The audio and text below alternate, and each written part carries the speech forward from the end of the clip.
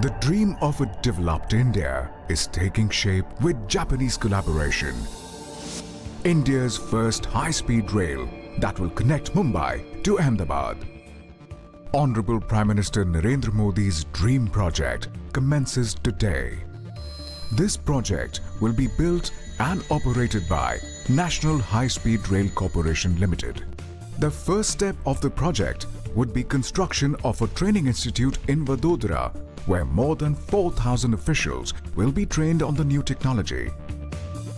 Then across rivers, roads and rail lines, bridges would be constructed.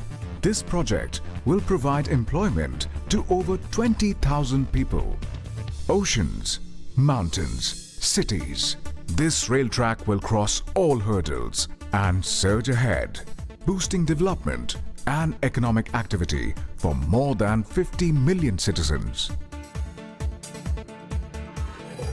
Built with Japanese technology, this rail will be incomparable. This high-speed train will boost the nation's development and help build a new progressive India.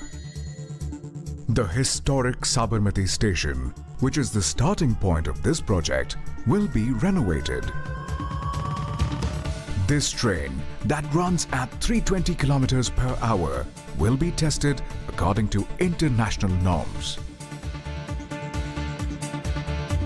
The travel time between Mumbai terminal and Ahmedabad will reduce from 8 hours to just 2 hours. 150 million passengers will benefit yearly, and India will join the elite list of nations successfully using high-speed rail.